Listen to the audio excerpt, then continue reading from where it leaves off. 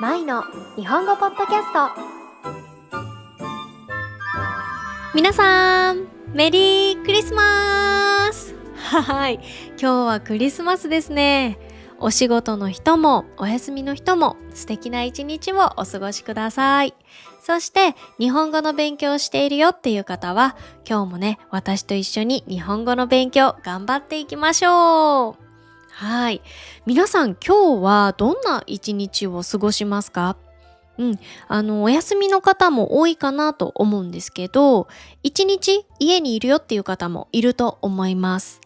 で、家にいる時にネットフリックスをよく見るっていう方にちょっとおすすめしたい、日本の恋愛リアリティショーがあるんですけど、ラブ上等っていう番組です。皆さん、ラブ上等知っていますか？これ最近レッスンの時にいろんな生徒さんたちから先生、ラブ上等っていう番組が本当に面白いからぜひ見てみてくださいっておすすめされるんですよ。なので私も見始めました。はい。で、これはヤンキーとかギャルが男女11人が集まって2週間の間学校で共同生活を送るんですよ。それで最終日に好きな人に告白をするっていう恋愛リアリティショーなんですけど、これがね、なかなか面白いんですよ。うん。で、最近日本のネットフリックスで1位なんですけど、韓国でも今結構人気があります。はい。で、このラブ上等の上等がどんな意味かっていうと、もともとは品質がいいとか、ランクが高いっていう意味の言葉なんですね。なんだけど、このヤンキーとかが使うスラングでも、上等っていう言葉があるんですよ。で、このヤンキーとかが使うスラングでは、いいじゃんとか、最高とか、あとは問題ないっていうね、こういったニュアンスで使われます。で、今回のこのラブ上等っていうのが、どういう意味かっていうと、恋愛いいじゃん。恋愛しようぜみたいな。こういった意味があります。で、本当にこのラブ上等に出てる人たちって結構積極的な人が多いんですよ。だからもう毎回、わあ、すごいなと思いながら見ています。はい。もちろん日本人の中にも積極的な人っているんですけど、基本的には日本人は結構シャイな人が多いんじゃないかなって個人的には思いますね。うん。皆さんは日本人の恋愛に対してどんなイメージがありますか？なんか日本人の恋愛って、例えば I love you を言わない、愛してるって言葉をあまり言わないとか、あとは告白文化が不思議とか、あと連絡頻度が少ないっていうね。海外の人たちの中にはこういったイメージを持っている方も多いんじゃないかなと思います。ということで、今日のテーマはですね、日本人の恋愛観についてお話ししていこうと思います。もちろん、日本人って言っても、いろんなタイプの人がいるので、今日お話しする恋愛観とは、全く正反対の価値観を持った日本人もいると思います。なので、今、もしね、日本人の恋人がいる方で、あれ、私の恋人には全然当てはまらないなって感じたとしても、日本人にはこういう考え方の人が多いんだなくらいの気持ちでね、それくらいの軽い気持ちで聞いていただければなと思います。まずですね、日本では異性とどんな場所で出会うのかっていうと、主にマッチングアプリや、あとは職場や学校、友達の紹介とかで出会う人が多いかなと思います。で、マッチングアプリって聞くと、大丈夫なの？ちょっと危なくない？って思う方もいるかもしれないんですけど、最近は日本ではね、マッチングアプリで恋人を作る人ってどんどん増えているんですよ。うん。で、2024年に15歳から39歳の男女2万人を対象に行った調査では、既婚者の4人に1人がマッチングアプリで出会ったと答えたそうです。うん。既婚者っていうのは結婚している人のことを言います。これにはね、ちょっと私もびっくりしたんですけど、実際私の周りでもアプリで出会って結婚したっていう友達何組かいます。それくらい日本ではね、マッチングアプリが主流になってきているんですが、やっぱり昔はオンラインでの出会いイコール危険っていうイメージが日本でも強かったです。でもコロナ禍で人と直接会う機会が一気に減ったことで、オンラインでの出会いが急速に広がりました。なので今ではもうネットで出会うのは珍しいっていう感覚はほとんどなくなってきてるんじゃないかなって思います。あとはね、真剣に結婚を考えている人は結婚相談所に行って、相手をね、見つける方もいます。そして日本では告白文化っていうのもあって、告白イコール付き合い始める合図っていう考え方がとても強いです。なので、はっきりと好きです、付き合ってくださいっていう告白をして、そして相手が OK をしたら初めて恋人関係になります。逆に言うと、どれだけデートを重ねても、どれだけ仲が良くっても、告白がなければ、まだ恋人ではないっていう考え方をする人が多いんですね。なんでそう考えるのかっていうと、曖昧な関係のまま進むのは、ちょっと不安とか、あとは違和感だなって思ったり、うん。あとは、お互いの気持ちをちゃんと確認してから付き合いたいっていう、そういった考え方があるからだと思います。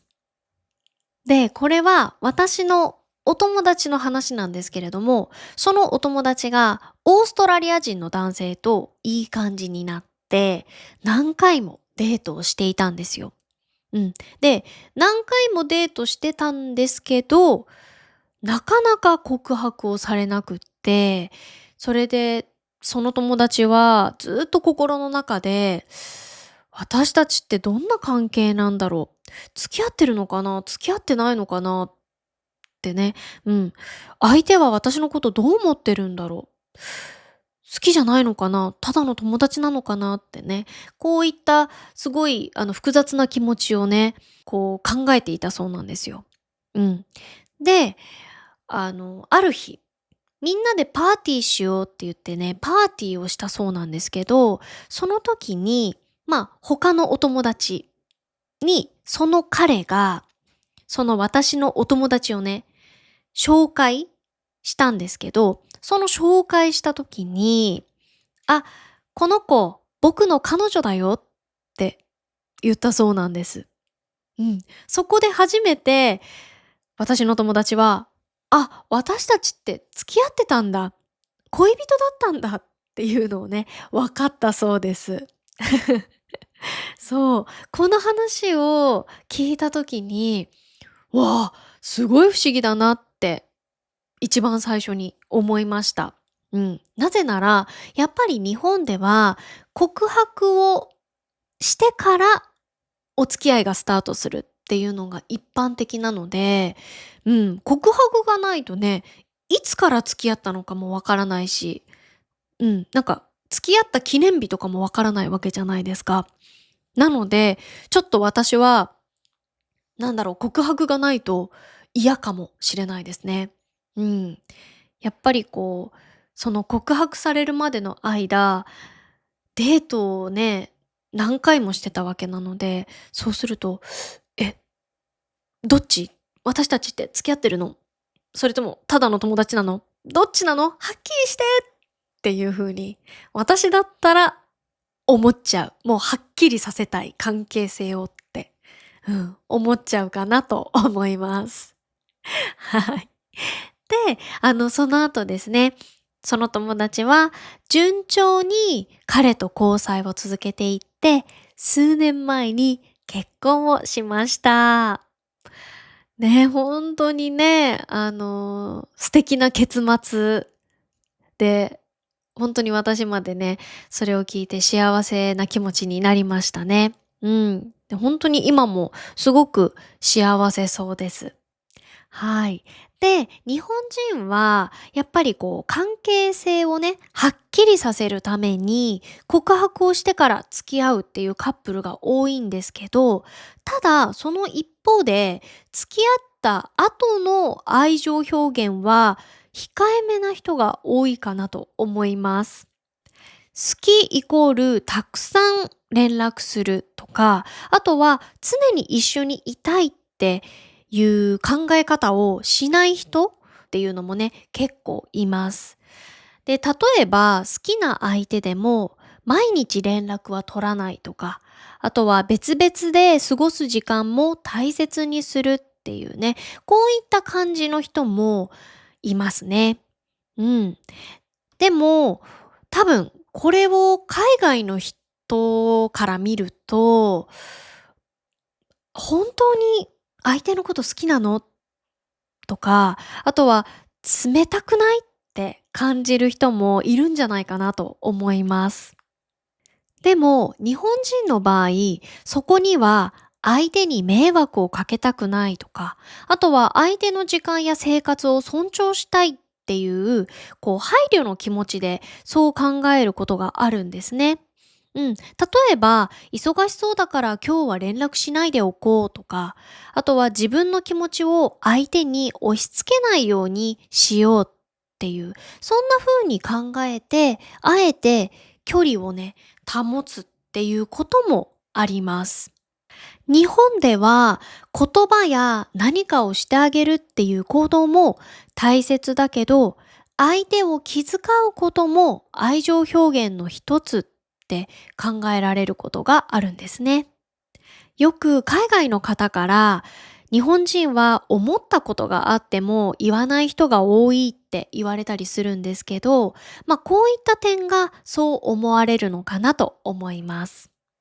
で、相手を思って自分の気持ちをあえて伝えないっていう気遣いは、本当にとっても素敵だなって思うんですけど、でも、それをやりすぎちゃうのは良くないなって個人的には思いますね。例えば、本当はすっごく会いたいんだけど、相手が、恋人が忙しそうだったら、ああ、忙しいんだ。大変だね。あんまり無理しないでよ。また落ち着いたら会おうね。って言って、まあ、我慢しちゃう。うん。で、それが数回だったらね、いいとは思うんですけど、それがもう何回も何回もってね、何回もやっていたら、こう自分の心がしんどくなっちゃうじゃないですか。うん。なのでそれはちょっとあんまりよろしくないんじゃないかなって思いますね。うん。あとは、こう、相手に嫌われちゃうかもって思って、自分の考えてること、自分が思っていることを、こう正直に相手になかなか言えないっていう人も結構ね、いるんですよ。うん。で、ここはね、ちょっと私は全く正反対のタイプでして、思ったことがあれば相手にちゃんと伝えたいし、あとは会いたかったら会いたいってはっきり相手に言うタイプですね。それから日本人は一人の時間や友達との時間を大切にするっていう考え方もね、結構強いです。なので、こう、恋人と友達を比べるっていうよりかは、恋人は恋人、友達は友達って分けて考える人が多いんですね。なので、友達と遊んでいる場に恋人を呼ぶっていうのも、あんまりしない人が多いんじゃないかなって思います。あと、日本の恋愛で海外の人たちからよく言われるのがこれですよね。愛してるとか好きっていう言葉をあんまり言わない。うーん。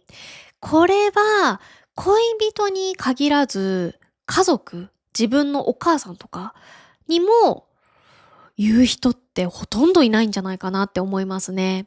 うん。